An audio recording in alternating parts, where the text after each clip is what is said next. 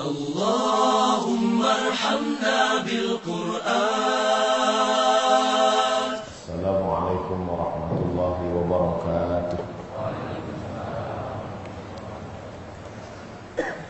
الحمد لله رب العالمين، والصلاة والسلام على أشرف الأنبياء والمرسلين سيدنا ومولانا محمد وعلى آله وصحبه ومن تبعه إلى يوم الدين. سبحانك لا علم لنا إلا ما علمتنا إنك أنت العليم الحكيم. رب اشرح لي صدري ويسر لي أمري واحلل عقدة من لساني يفقهوا قولي. Bapak-bapak, ibu-ibu, hadirin hadirat, alim ulama, suri pandai, tokoh masyarakat, tak dapat saya sebutkan satu persatu. Insyaallah kita semua hamba-hamba yang dimuliakan Allah Subhanahu wa taala. Amin.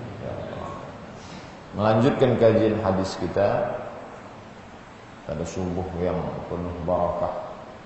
Maka hadis yang kita kaji pada subuh ini disebutkan dalam kitab Sunan An-Nasa'i, hadis sahih. Diriwayatkan dari sahabat Nabi bernama Anas bin Malik radhiyallahu anhu. Qala Rasulullah sallallahu alaihi wasallam, Rasulullah bersabda, "Jahidul musyrikin." Nanti Bapak Ibu beli buku, ketemu hadis lalu diterjemahkan secara letterlik, Jahidul musyrikin. Lalu diterjemahkannya kata jahidu itu berjihadlah kamu terhadap orang musyrik. Sementara kata jihad itu sudah banyak disalahgunakan oleh musuh-musuh Islam. Diartikannya jihad itu berarti membantai, pembantaian terhadap non-muslim. Jahidul musyrikin, berjihadlah terhadap orang musyrik. Hadis ini seolah-olah menjadi bukti pernyataan, tuduhan, asumsi orang kafir terhadap sadis Islam. Tengok, Islam itu sadis. Ini bukti hadisnya. Bantailah orang musyrik. Jahidul musyrikin. Oleh sebab itu perlu diluruskan makna. Jahidu diambil dari kata al-juhdu. Makna al-juhdu jim ha dal, menggunakan kemampuan yang dimiliki secara total. Itu makna juhdu. Dari kata juhdu inilah ijtihad. Seorang ulama berijtihad. Makanya Bapak Ibu mungkin pernah dengar atau baca buku, ini hasil ijtihad Imam Syafi'i. Itu diambil dari kata juhdu. Dari kata juhdu ini juga jihad. Jihad, ijtihad. Ijtihad maknanya kalau ijtihad, seorang ulama mengerahkan segenap kemampuannya untuk menghasilkan suatu hukum. 4 dasar hukum yang disepakati: Quran, hadis, ijma', qiyas. Lalu ada 6 yang ikhtilaf: syar'u man qablana, saddu dzara'i, qaulus sahabi, istihsan, istishab, urf. Setelah dilihatnya dari 10 aspek, berijtihad dengan segenap kemampuan, barulah lahir satu hukum. Al-Quran dia mesti tahu mana ayat mutasyabihat, ayat muhkamat, ayat makkiyah, ayat madaniyah, ayat nasikh, ayat mansukh, lafaz gharib, makna-makna yang unik, dia mesti tahu sejarah. Hadis dia mesti tahu hadis sahih, hadis dhaif, hadis hasan, hadis maudhu', hadis munqati', hadis maqtu'. Dia mesti tahu pula siapa sahabat, siapa rawi, siapa tabi', siapa tabi'in. Apakah ini masuk kategori mukhtaliful hadis? Pelik. Dikerahkannya segenap kemampuannya. Setelah itu dia berijtihad, lahirlah satu hukum. Maka disebut ini ijtihad. Orang yang berijtihad itu disebut dengan mujtahid. Maka kalau kita baca nanti, ini dia sudah sampai pada level imam mujtahid. Sudah bisa dia mengeluarkan hukum. Imam Hanafi meninggal tahun 150 Hijrah. Imam Maliki meninggal tahun 179. Imam Syafi'i meninggal tahun 204. Imam Hambali, Ahmad bin Hanbal, meninggal tahun 241. Di samping imam-imam yang lain yang sampai pada tingkat, ada sebagian imam ini sampai dia pada tingkat mujtahid, tapi dia tidak mau menyebut dirinya imam mujtahid, tetap juga dia bernaung di bawah imam mujtahid karena kerendahan hatinya, tawadhu'nya. Di antaranya Imam Abul Fida Ismail Ibnu Katsir. Imam Ibnu Katsir menurut para ulama sampai pada tingkat imam mujtahid, tapi tidak ada kita dengar mazhab Ibnu Katsir, tapi tetap juga di akhir namanya Al-Imam Abul Fida Ismail Ibnu Katsir Asy-Syafi'i, bernaung dalam mazhab Syafi'i. Seorang ulama besar meninggal tahun 911 Hijrah, punya tafsir dua. Satu tafsir Ad-Durrul Mansur fi Tafsir bil Ma'thur, satu lagi dia tulis bersama Imam Jalaluddin Al-Mahalli, namanya Imam Abdurrahman Jalaluddin Abdurrahman As-Suyuti rahimahullah. Apa kata dia? Mengaku hafiztu mi'atai alf hadis, aku hafal 200.000 hadis. Law wajadtu aktsara min dzalika la hafiztuha, kalau aku dapat lebih banyak daripada itu, aku pun akan hafal juga. Disebutkan oleh muridnya Ad-Dauri, karya Imam Jalaluddin Abdurrahman As-Suyuti lebih dari 500 kitab.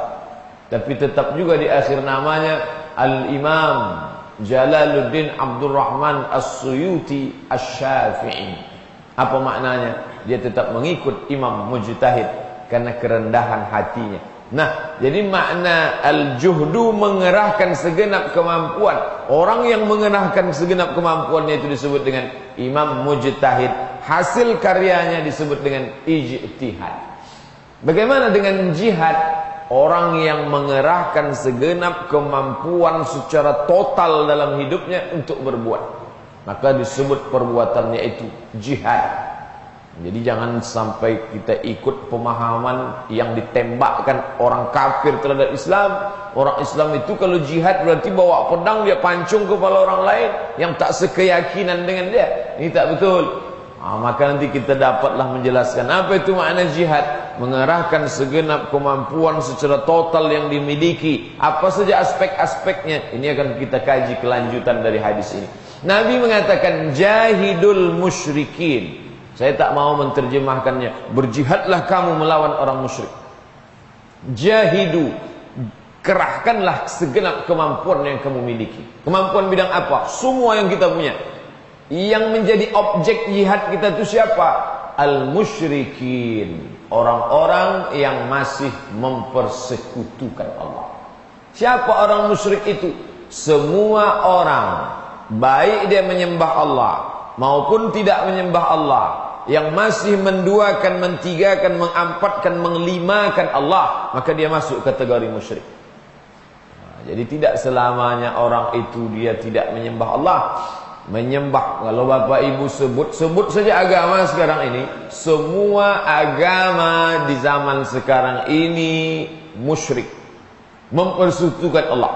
Dalam istilah kajian perbandingan agama disebut dengan istilah mono dengan poli. Kalau Tuhannya tunggal satu, monoteisme, Tuhan, isme keyakinan, monoteism, keyakinan yang meyakini Tuhannya tunggal, esa, satu, tak berbilang. Sedangkan yang satu lagi poli, diambil dari politeism, poli banyak, Tuhan, isme keyakinan, politeism, yang meyakini keyakinan yang meyakini tentang banyak Tuhan. Poliklinik, ada klinik bersalin, klinik kulit, klinik kelamin, klinik melahirkan. Politeknik, teknik sipil, teknik industri, banyak dia. Politeknik Chevron, poligami. Belum saya jelaskan, ibu udah senyum-senyum. Jadi politeisme, keyakinan yang meyakini tentang banyak Tuhan. Sebut saja apa agamanya, Tuhannya banyak. Hindu banyak orang mengatakan Hindu itu monoteisme. Pak, siapa bilang Hindu monoteisme? Poli, karena dia meyakini banyak Tuhan. Brahma, Siwa, Wisnu. Masuk Tuhan itu ke monyet, namanya Hanuman. Masuk ke gajah, namanya Ganesha. Ada pula Dewa Cinta, Laksmi. Ada pula Rama, Sinta, Borana, Pinak. Tuhan tadi yang banyak, banyak sekali. Dan itulah yang dimasukkan ke anak cucu kita sekarang lewat film-film. Kemana badan sensor film nasional? Luar biasa. Dulu orang mengkhawatirkan kristenisasi. Sekarang bukan sekedar kristenisasi, hinduisasi. Bapak Ibu yang dimuliakan Allah Subhanahu wa taala, Kristen, anak Allah, Allah Bapa, Rohul Kudus, Santa Maria. Zoroaster, nabinya Zarathustra, Tuhan baik, Ahriman, Tuhan jahat, Ahura Mazda. Hampir semua. Bagaimana dengan yang ada di suku pedalaman, suku Akik, suku Laut, Talang Perigi, Talang Mamak, Sakai, meyakini setiap benda itu hidup dan setiap benda punya kekuatan. Ada kekuatan pada pokok kayu, maka di bawah pokok kayu itu diletakkan kue, buah, dan di sebagian tempat diletakkan pula daun nipah yang diisi dengan tembakau. Ternyata dewa-dewa, Tuhan-Tuhan yang menunggu pokok kayu itu merokok juga. Tak berlaku no smoking bagi hantu-hantu. Apa maknanya? Setiap ada kekuatan, dibuatkan sampan kecil, diisi dengan bunga-bunga, dihanyutkan ke sungai, karena punya kekuatan. Kalau tidak dia akan surut, padi tak tumbuh. Atau kalau dia mengamuk, dia akan datang banjir bandang, habis semua, hanyut. Meyakini adanya kekuatan, politis. Maka, kalau begitu yang menyembah selain Allah saja musyrik. Tidak. Orang yang menyembah Allah, tapi di samping Allah masih dia sembah yang lain-lain, disebut juga musyrik. Mana contohnya? Orang kafir musyrik. Jangan Bapak Ibu bayangkan orang kafir musyrik itu tak menyembah Allah. Mereka menyembah Allah. Apa buktinya? Al-Quran bercerita tentang itu. Wala in sa'altahum man khalaqas samawati wal ardh. Kalau kamu tanya kepada mereka siapa yang menyembah, yang menciptakan langit dan bumi, la yaqulunna Allah. Mereka akan mengatakan Allah. Tahu mereka tentang Allah. Wala in sa'altahum man anzala minas samaa'i ma'a. Kalau kamu tanya kepada mereka siapa yang menurunkan air dari langit, la yaqulunna Allah. Mereka akan mengatakan Allah. Mereka tak mengatakan Tuhan, mereka mengatakan Allah. Wala in sa'altahum man khalaqahum. Kalau kamu tanya kepada mereka siapa yang menciptakan kamu, la yaqulunna Allah. Mereka akan mengatakan Allah. Tahu mereka konsep tentang Allah. Makanya jangan Bapak Ibu heran nanti ketika membaca sejarah Nabi ketika Rasul sallallahu alaihi wasallam pindah dari kota Makkah Al-Mukarramah ke Yathrib.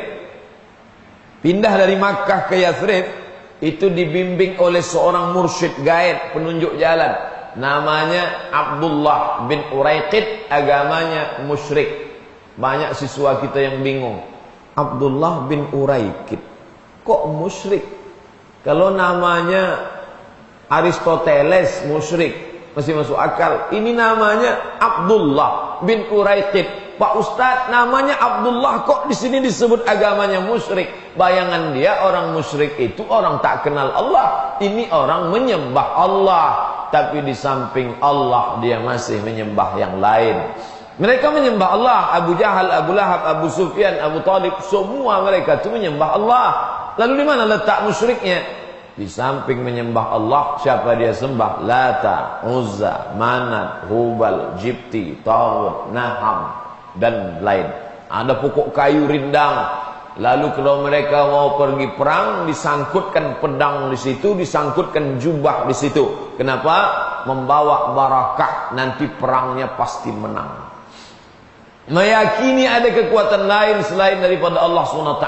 Musyrik. Inilah makna jahidul musyrikin. Kerahkanlah segenap kemampuan kamu untuk menghadapi orang musyrik. Diapakan ini orang musyrik?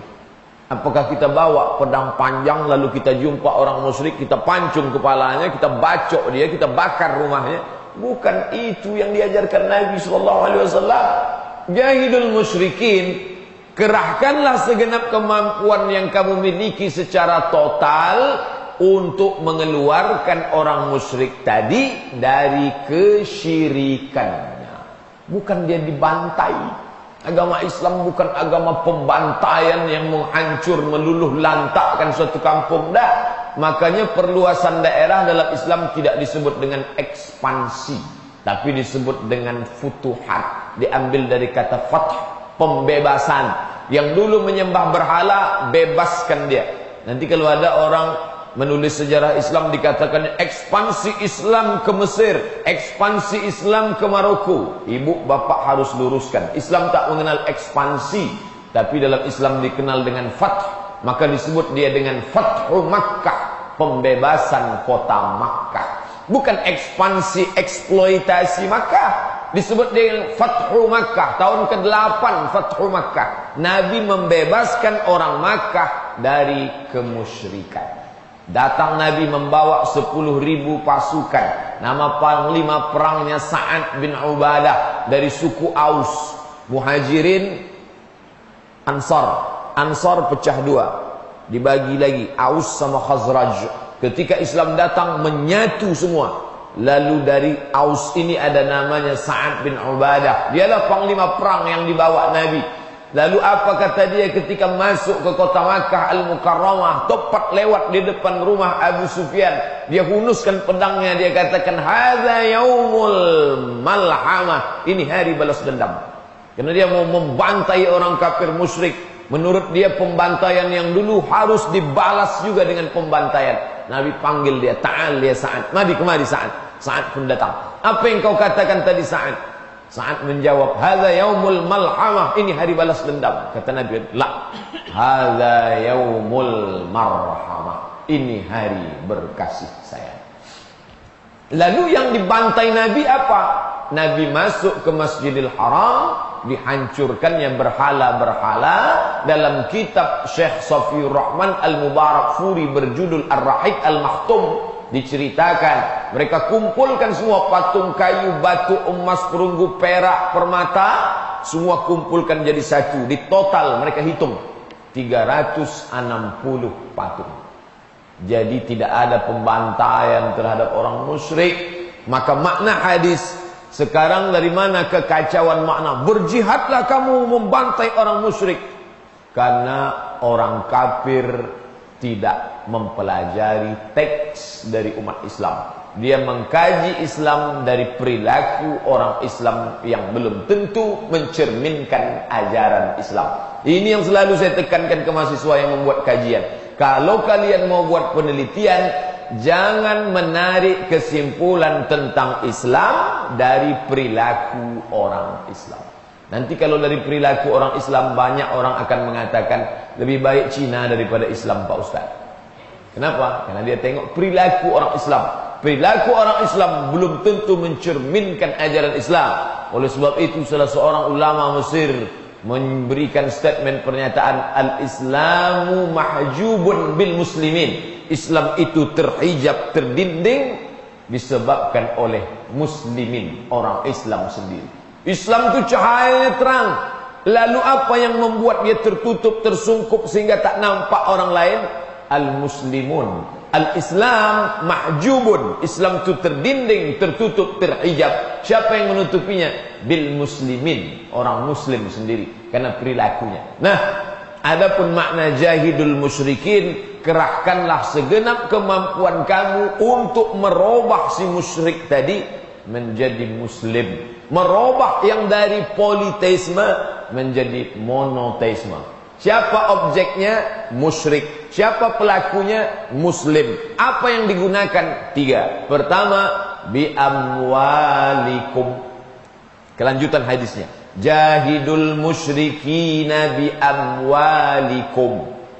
Kerahkanlah segenap kemampuan kamu hai orang muslim untuk merubah si musyrik dari politeisme ke monoteisme, untuk yang sudah menyembah Allah tapi masih mempersekutukan menjadi Allah yang murni tunggal esa tak berbilang. Dengan apa? 3 sarana yang dipakai. Pertama, bi amwalikum, harta. Siapa contohnya? Ketika Umar bin Khattab sedang duduk, tiba-tiba datang Abu Bakar bersama Bilal bin Abi Rabah. Apa kata Umar? Menunjuk, hadza sayyiduna a'taqa sayyidana. Dia tunjuk 2 orang ini. Hadza sayyiduna a'taqa sayyidana. Ini sayyiduna, pemimpin kami Abu Bakar, a'taqa sayyidana, sudah memerdekakan pemimpin kami Bilal. Dua-duanya dia panggil Sayyidina. Sayyidina Abu Bakar, Sayyidina Bilal bin Abi Rabah. Padahal saat itu status keduanya antara langit dan bumi. Abu Bakar orang kaya, suku Quraisy, mertua Nabi, orang mulia, orang tua. Bilal bin Abi Rabah, anak muda, miskin, berkulit hitam, hamba sahaya, status budak, tak punya apa-apa. Tapi begitu dia bersyahadat masuk Islam, yang memberi dengan yang menerima sama statusnya. Umar mengatakan, hadza sayyiduna a'taqa sayyidana. Ini Sayyidina Abu Bakar yang sudah memerdekakan Sayyidina Bilal. Berapa harga hamba sahaya? Tentu lebih mahal daripada onta. Kalau onta antara 30 sampai 40 juta, yang sedang, yang mahal bisa lebih mahal daripada itu, yang berkualitas. Kita hitung harga yang biasa. Tentu hamba sahaya lebih kira kurang 50-60 juta. Bi amwalikum. Bukan Abu Bakar itu datang membawa pedang panjang, dia pancung, oh ini orang kafir musyrik. Enggak, tapi dia bebaskan, karena dengan itu dia bisa melepaskan orang tadi dari kemusyrikannya. Masya Allah, dalam Islam dibebaskan orang dari perbudakan, diambil dari zakat yang dituliskan secara teks. Innamas sadaqatu lil fuqara. Zakat itu dibagikan kepada 8. Fuqara, fakir, masakin, miskin, wal amilina 'alaiha, amil, wal muallafati qulubuhum, muallaf, wa fir riqab, wal gharimin, wa fi sabilillah, wa ibn sabil, wa fir riqab, hamba sahaya. Ada hamba sahaya, dia ini budak. Kemungkinan besar nanti kalau dimerdekakan bisa dia masuk Islam, maka dia diberikan zakat. Tapi setelah Islam, karena zakat tak boleh diberikan kepada orang kafir. Tersedekah bisa. Apa maknanya Bapak Ibu yang dimuliakan Allah SWT? Islam dengan harta membebaskan orang dari kemusyrikan. Zaman dulu sumur paling mahal. Kenapa? Sumber air. Ada satu sumur di Madinah namanya sumur Bi'ru Raumah. Bi'ru Raumah menjadi tempat orang beli banyak air. Lalu kemudian datanglah Utsman ibnu Affan, konglomeratnya orang Islam. Dia beli itu Bi'ru Raumah, sumber air Ar-Raumah, dia beli habis, dibagikan kepada kaum muslimin. Inilah makna jahidul musyrikin. Berjihadlah kamu, mengerahkan segenap kemampuan mengislamkan orang yang musyrik. Dengan yang pertama, bi amwalikum, dengan harta. Tapi kalau sudah cerita jihad dengan harta, Bapak Ibu yang dimuliakan Allah Subhanahu wa taala, kita punya teorinya orang kafir yang melaksanakan. Saya baca dalam buku Syekh Muhammad Al-Ghazali. Syekh Muhammad Al-Ghazali mengatakan, orang kafir Eropa berinfak sedekah dalam tanda kutip 150 ton emas untuk mengkristenkan Tunisia, Aljazair, Maroko. 3 negara yang jadi target. Siapa penyumbang terbesarnya? Perancis. Perancis, Jerman, Inggris, tapi yang paling besar Perancis. Berinfak sedekah wakaf dalam tanda kutip 150 ton emas untuk mengkristenkan Tunisia, Aljazair dengan Maroko. Dulu waktu di Mesir buku ini saya baca. Bukan saya menuduh Syekh Muhammad Al-Ghazali datanya tak betul. Betul, cuman saya mau tengok buktinya. Sampai di Rabat, jalan-jalan, ditunjukkanlah satu katedral. Katedral besar betul di tengah kota, tiang menjulang tinggi ke atas.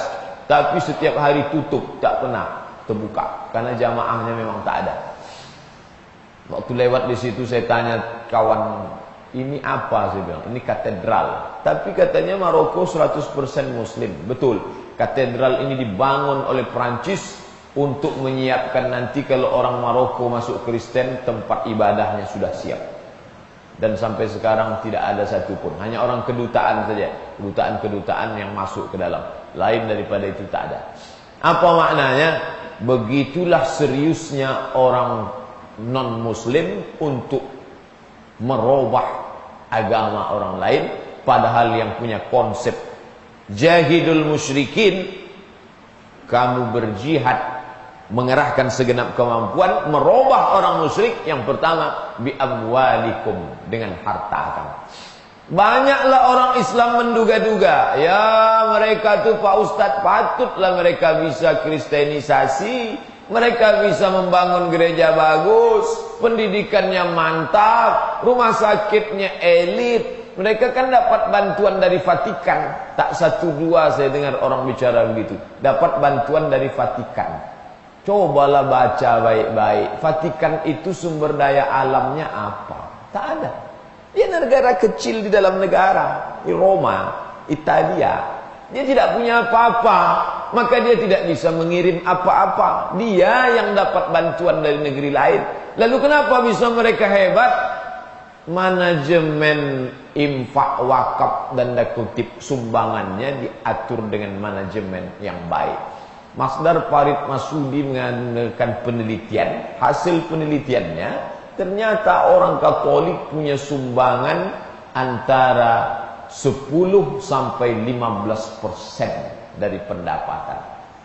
Sementara orang Islam mengeluarkan zakat 2,5% bagi yang mau. Yang tidak mau tidak apa-apa. 10 sampai 15% dari pendapatan.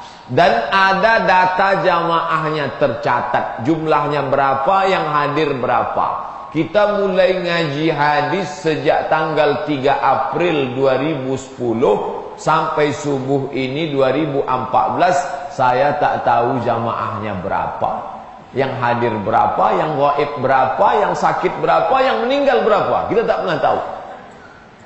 Kita tak punya data untuk itu. Mereka punya, ada datanya. Jangan Bapak Ibu heran nanti hari Ahad payah betul lewat di Jalan Ahmad Yani, macet total Pak Ustadz. Orang sedang banyak sembahyang, ritual. Oh, ramai, taat betul kepada Tuhan. Bukan taat pada Tuhan, takut kalau tidak datang nanti jenazahnya tidak dikremasi, tidak didoakan. Sementara di tempat kita orang tak pernah ke masjid sama sekali, tetap disolatkan, dikafani, dimandikan, karena fardu kifayah. Jadi kalau mau coba-coba boleh juga. Yang tak ke masjid tak usah disolatkan, hanyutkan ke Sungai Siak. Bapak Ibu yang dimuliakan Allah Subhanahu wa taala, ada punishment, hukuman. Kalau dia tidak melakukan, ini efeknya. Dan itu yang membangkitkan ketakutan. Kalau dia tidak berikan, dia akan dibuat begini. Masya Allah, kita yang punya konsep itu. Jahidul musyrikin, kerahkan segenap kemampuan kamu. Saya menyelesaikan SMA, sekolah menengah atas, sekolah agama, Madrasah Aliyah Nurul Falah, Air Molek, Indragiri Hulu. Dekat kampung tertinggal di sana, Talang Mama, Talang Perigi, orang Talang. Zaman saya kuliah sekolah 1996, misionaris Barat sudah masuk ke kampung Talang. Dari mana Ustaz tahu? Hari Ahad, hari libur datang dia belanja ke pasar Air Molek. Pasarnya hari Ahad. Orang tunjuk, itu orang Barat yang membawa Kristen ke kampung Talang. Pakai Toyota hardtop besar. Kenapa masuk dia ke dalam hutan itu? Bawa agama, bawa Tuhan. Mau dirobahnya keyakinan orang. Dengar cerita, berapa gajinya? 20 juta sebulan. Tahun 1996, waktu itu harga dolar, 1 dolar 2000 perak. Sekarang dolar 11 ke atas. Krisis moneter sampai 14-20. Apa maknanya? Dari mana itu datang? Apakah dari Vatikan? Tidak. Bapak Ibu yang dimuliakan Allah Subhanahu wa taala. Makanya ketika Paus Paulus datang ke Jakarta, datanglah orang mahasiswa menjumpai almarhum Buya Hamka. Buya, ini tokoh agama datang. Buya sebagai orang besar di negeri ini harap datang menemui. Kita mau melihatkan keharmonisan Islam. Buya tetap tak mau. Lama-lama mereka mendesak juga, datanglah Buya. Apa salahnya sekedar datang sehelo, salaman, foto-foto, kan tak salah. Akhirnya Buya memberikan jawaban. Apa kata dia? Mana mungkin saya bisa bersalaman dengan orang yang melegitimasi, membenarkan umatnya untuk merubah akidah umat saya dengan hartanya. Tengok prinsip Buya Hamka dalam kebenaran. Bukan sekedar salamannya, bukan sekedar jumpa-jumpa foto-fotonya, tapi ada makna di balik itu. Kedekatan dengan orang akan dijadikan bukti. Tengok, Buya Hamka sudah membenarkan kristenisasi orang, merubah akidah dengan harta mereka, merubah akidah umat Islam. Bapak Ibu yang dimuliakan Allah Subhanahu wa taala. Oleh sebab itu, maka yang pertama dari yang tiga dalam hadis ini menyebut jahidul musyrikina, yang pertama bi amwalikum, harta. Dalam Islam diajarkan tentang amal jariah, mengalir sesudah mati. Di antara amal jariah yang mengalir sesudah mati yang paling afdal itu, kata Nabi dari riwayat Sa'ad, saqiyul ma', memberikan air minum. Ya Rasulullah, ummi matat, mak saya mati, meninggal dunia. Apa atasaddaqu anha? Bolehkah aku bersedekah untuk dia? Kata Nabi, na'am, ya, sedekahlah. Itu menunjukkan sedekah sampai ayu sadaqatu afdal. Apa sedekah yang paling afdal? Kata Nabi, saqiyul ma', memberikan air minum. Tentu yang paling afdal membuatkan sumur besar disiapkan sehingga orang bisa minum dari sumur air bersih itu. Paling afdal. Dalam hadis yang lain pula riwayat Ibnu Majah, inna mimma yalhaqul mu'min min amalihi wa hasanatihi, di antara amal yang tetap mengalir untuk orang yang beriman sesudah dia mati, banyak disebutkan. Satu di antaranya nahran ajrahu, mengalirkan air. Riwayat Sa'ad, mengalirkan air. Dalam Sunan Ibnu Majah, mengalirkan air. Nah, siapa yang mengamalkan tentang mengalirkan air ini? Subhanallah. Bapak Ibu yang punya duit silakan datang menengok sumber air yang tak putus di Gunung Kidul. Dulu orang bawa dirigen berjalan kaki 5 km di Junjung untuk mencari air. Setelah dia bangunkan sumur bor itu, bukan satu sumur bor, beberapa sumur bor. Orang pun jadi tinggal datang tampung, bersih, bisa minum. Siapa yang membangunnya? Romo Mangun, pendeta Katolik, dapat gelar doktor dari Jerman. Bapak Ibu yang dimuliakan Allah Subhanahu wa taala, apa maknanya? Bahwa yang punya konsep umat Islam tapi yang menjalankan orang lain. Tapi kita tak putus asa. Kita semua berbuat, tapi kita mau yang lebih besar daripada ini. Nanti setelah ini, sebelum tanya jawab, kita akan lihat sebagian dari perbuatan aktualisasi dari hadis ini. Tapi baru sampel contoh kecil untuk saudara-saudara kita yang ada di Meranti, Merbau, Rangsang, Tebing Tinggi. 3 pulau yang menjadi kabupaten, namanya Kepulauan Meranti. Karena ada pulau-pulau kecil yang ikut di dalam 3 pulau yang besar ini. Orang Singapura datang membawakan makanan, pakaian tanpa lewat biaya cukai dan tidak ada pakai cap paspor. Langsung mereka naik speed datang bawa barang itu. Sementara umat Islam tak menyentuh sama sekali. Ini membuktikan kalau betullah dakwah orang yang punya modal besar, duit banyak, yang katanya mau membersihkan akidah umat Islam. Kalau betullah dakwahnya, mestinya dakwah itu ditujukan ke sana, bukan mengobok-obok yang sudah solat puasa di Pekanbaru. Membangkitkan khilafiyah, kaki celana, jenggot, cara wudhu, cara rukuk, bangkit dari sujud. Banyak orang lain yang belum tersentuh lagi. Di ujung perbatasan Kepulauan Riau dengan Kabupaten Pelalawan masih banyak orang tinggal di hutan, di laut yang tidak tersentuh agama. Kenapa dana besar dari pemerintahan Saudi Arabia itu tak dibawa ke sana? Kenapa mesti yang di tengah kota? Dulu orang berdakwah memasukkan orang ke masjid. Sekarang yang sudah di dalam masjid itu pula pusing kepala. Anak muda baru bertobat. Karena baru tobat, masuk dia ke masjid. Dia pun berdoa, Subhana rabbika rabbil, ya Allah, aku 20 tahun minum kamput nih, berzina. Sekarang sudah kau kasih jalan, Alhamdulillah. Dia pun tak tahu cara berdoa. Setelah itu dia usap wajah. Datang orang sebelah, mengusap ke wajah itu haram, tak boleh. Lama-lama dia berpikir, 20 tahun aku minum kamput, tak ada mengatakan kamput itu haram. Sekarang baru sekali berdoa di masjid ini sudah haram. Bagus aku minum kamput lagi. Bapak Ibu yang dimuliakan Allah SWT, ini orang salah objek dakwah. Jahidu, kerahkan segenap kemampuan kamu. Yang dilawan itu siapa? Musyrikin, orang yang mempersekutukan Allah. Caranya apa? Pertama, bi amwalikum, harta. Yang punya harta. Saya punya harta Pak Ustaz, tapi mau pergi ke Meranti, ke kepulauan, kan tak punya. Tinggal dia kirimkan saja. Berapa nomor rekeningnya? Kirim. Kadang orang Islam ini banyak pula alasannya. Saya sebenarnya mau mengirim nih Pak Ustaz, tapi inilah, itulah, inilah. Akhirnya tak saya kirim sama sekali. Bapak Ibu yang dimuliakan Allah Subhanahu wa taala, banyak cara untuk beramal saleh, dan satu di antaranya adalah bi amwalikum, dengan harta yang kita miliki. Oh, harta tak punya, wa aidikum. Ini yang kedua, yang paling tinggi harta, di bawah harta, wa aidikum. Apa makna aidi? Tangan. Bagaimana dengan tangan? Kekuasaan. Segenggam kekuasaan dipinjamkan Allah Ta'ala ke dalam tangan, pakailah kekuasaan itu. Pak Ustaz, kami ini bekerja di yang bagian mengurus tanah-tanah umat dunia ini Pak Ustaz. Terus kalau mereka berkuasa di sana, yang dipikirkannya adalah selama saya menjabat, berapa tapak yang dapat saya buat untuk mendirikan gereja.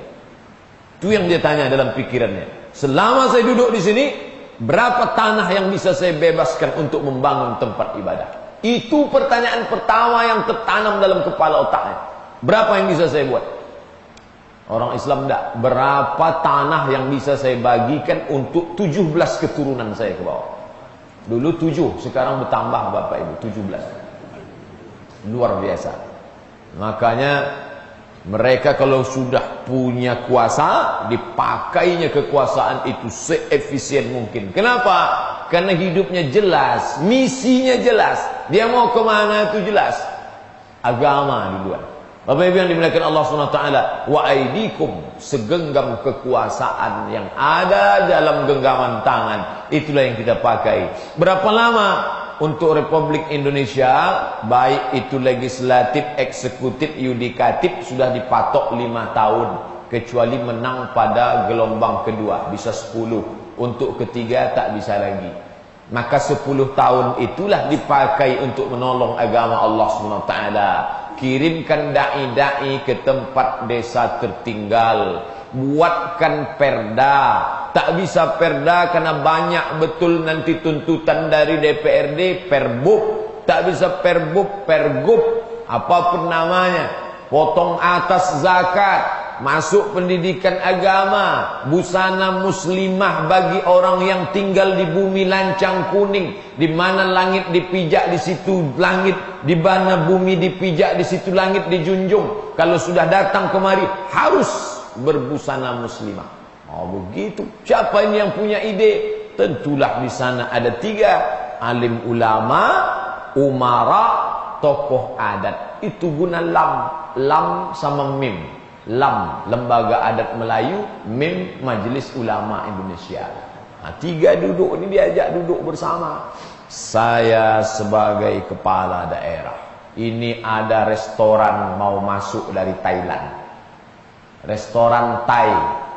Hai Pak Ketua Majelis Ulama, hai Bapak Ketua Lam, boleh tak ini masuk ke bumi lancang kuning ini? Oh, kami tengok dulu menu makanannya Pak. Ya, tengoklah baik-baik. Gulai masam kura-kura.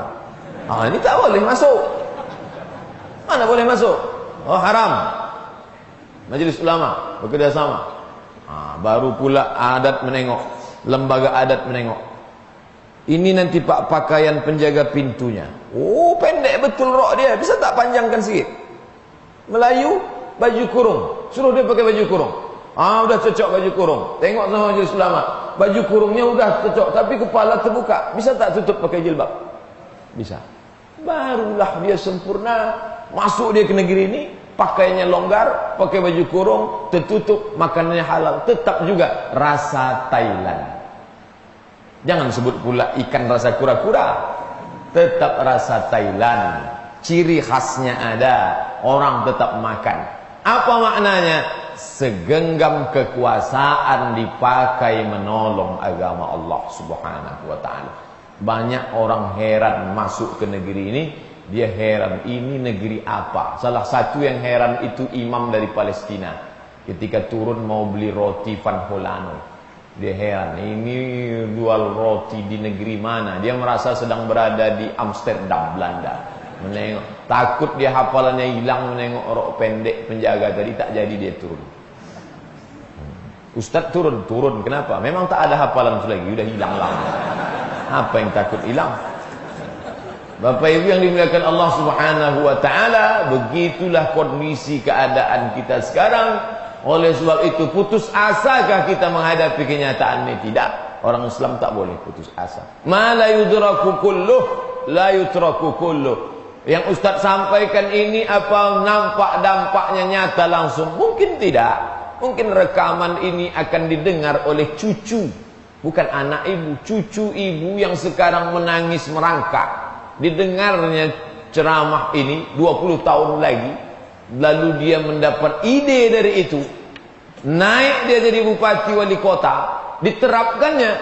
Saya sudah mati dimakan cacing tanah, tapi mengalir pahala itu. Yakinkah Ustaz dengan itu? Ya, kalau tidak saya tak mengaku orang beriman. Ada keyakinan, idza matal insan, mati manusia, inqata'a, putus amalnya. Dan satu di antara yang tetap mengalir, ilmun yuntafa'u bih. Saya tetap yakin bahwa setelah mati ada yang mengalir. Walaupun kita tak tahu entah siapa yang berbuat, dan kita memang tak perlu tahu itu. Yang penting kita punya positif, kita selalu berhusnuzan kepada Allah Subhanahu wa ta'ala. Bi amwalikum, harta, wa aidikum, tangan, kuasa. Harta, kuasa. Ini yang paling bawah, level 3. Tak ada lagi di bawah ini. VIP ekonomi. Habis. Ini yang paling terendah. Yang ketiga, wa alsinatikum, lidah. Lidah pun tak bisa Pak Ustaz. Inna lillah wa inna ilaihi raji'un. Apalagi habis lidah. Mungkin sambil duduk dekat-dekat orang. Dakwah ini tidak mesti berceramah di TV, di radio, depan lapangan sepak bola, pakai alun-alun tenda, bukan. Duduk berdua. Apa yang sedang kau baca nih? Saya sedang baca ini horoskop. Kenapa kau baca? Karena aku lahir bulan Mei, bintang Gemini. Kata dia, kalau dari lahir Gemini jangan transaksi Rabu pagi, sial. Ibu jelaskan. Kadzdzabal munajjimun walau shadaqu. Orang yang percaya kepada perbintangan itu adalah kafir, musyrik. Man atakahinan, siapa yang percaya kepada dukun, fasaddaqahu bima yaqul, percaya dia pada ramalannya, falam tuqbal lahu salatun 40 lailah, tak diterima salatnya 40 hari 40 malam. Ada hadis lain mengatakan faqad kafara bima unzila ala Muhammad, maka dia dianggap sudah kafir terhadap apa yang diturunkan kepada Muhammad. Masya Allah. Satu orang yang berubah gara-gara kita sampaikan itu, dia tutup horoskop itu. Tak jadi. Yang selama ini dia berlangganan, sebentar buka SMS, sebentar buka apa? Ternyata dia sudah langganan, ketik rek, kirim ke spasi ramal, kirim ke 9090. Tarif SMS 2000 per ramalan. Satu kali ramal 2000. Dan itu masuk ke HP-nya tiap hari dengan semangat dia baca. Mengeluarkan orang dari kemusyrikan. Ini yang disuruh Nabi. Jahidul musyrikin, kerahkanlah segenap kemampuan kamu untuk merubah orang musyrik kepada tauhid, dari politeisme ke monoteisme, dengan 3 cara.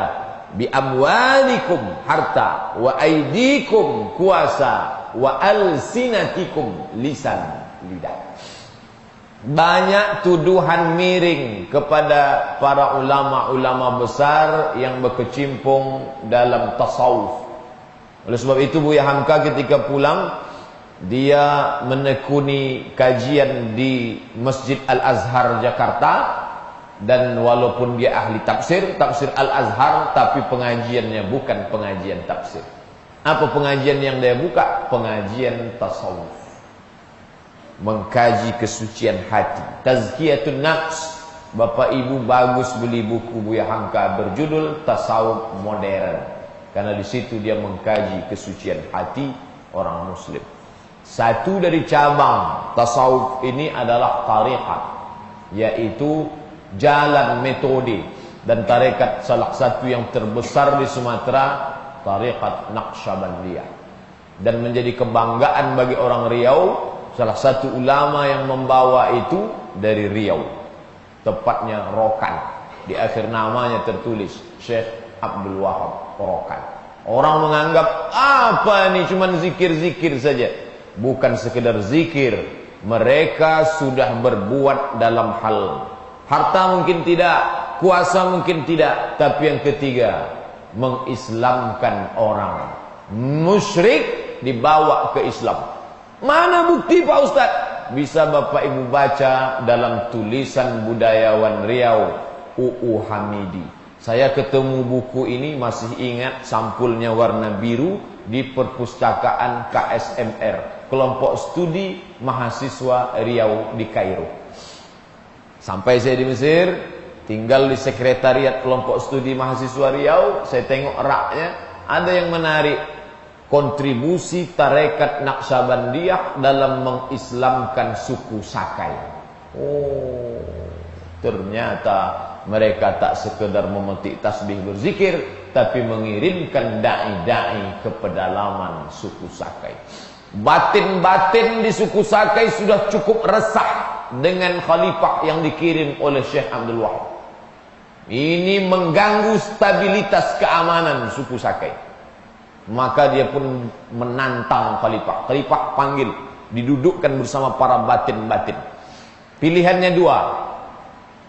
Kalau menang perang tanding, khalifah diterima. Tapi kalau kalah, silakan meninggalkan bumi Sakai. Pergi, tinggalkan bumi Sakai. Jangan lagi berdakwah di kampung kami. Biarkan kami hidup menyembah nenek moyang, bumi meleluhur, animisme, dinamisme. Batin Sakai menantang. Yang pertama, kalau memang hebat ilmu Tuan Khalifah, tolong khitan saya. Dia minta khitan. Dia mau menunjukkan ilmu kebal yang tak mempan parang panjang itu. Khitan saya kalau memang bisa. Kata Tuan Khalifah, kalau untuk mengkhitan Tuan, tak perlu pakai pedang.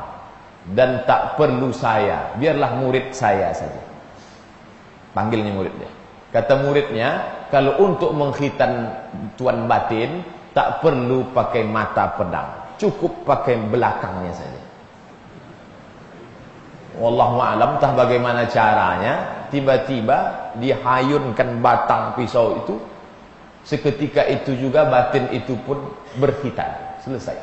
Bagaimana caranya Pak Ustaz? Wallahu a'lam bishawab. Tanya Pak UU Hamidi. Itulah asal pokok pangkal orang Sakai masuk Islam. Karena bisa putus. Entah udah ada laser waktu itu, wallahu a'lam bishawab. Tapi yang jelas khitan dia. Mereka dengan lidah kuasa. Saya tak terbayang, saya saja kalau disuruh sekarang masuk ke pedalaman suku Sakai yang ada di Duri, pakai kendaraan. Mereka waktu itu jalan kaki, Bapak Ibu. Coba bayangkan para khalifah itu masuk ke dalam, menghadapi hutan belantara dengan racunnya, dengan santaunya, dengan santetnya, dengan magicnya. Berhasil mereka mengislam. Jadi kalau sekarang ada orang mencaci maki, apa ini perbuatannya? Nanti jumpa di akhirat. Saya tak berani mencaci maki tuan-tuan ini. Nanti jumpa di akhirat, malu kita. Kalian ialah berdakwah di kota Pekanbaru, masuk kantor keluar kantor, dinas keluar dinas pakai AC. Kami dulu jalan kaki masuk ke pedalaman Sakai. Tinggi pula derajat surga dia dari kita lagi. Bapak Ibu yang dimuliakan Allah Subhanahu wa taala, suatu ketika khalifah ini berjalan di pedalaman suku Sakai. Kata orang Sakai, "Tuan, singgahlah ke rumah kami. Kami sudah masakkan ini pisang, rebus pisang, sudah masak." Mereka tak kasar. Mereka tak katakan, "Aku tak mau ke rumah kalian. Kalian makan babi, makan anjing, haram aku makan." Tak. Dia katakan, "Saya sholat. Saya sholat." Terus orang yang sholat itu tak bisa kalau air liur anjing itu terinjak kakinya. Dulu tak pakai sendal. Ini tangga rumah suku Sakai. Kalau ku injak kakiku tangga rumah kamu tu, nanti kakiku ini kena air liur, aku tak bisa wudu, aku mesti sama. Lalu bagaimana cara orang Sakai itu biar supaya Tuan Khalifah mau singgah? Ditambatkannya anjing.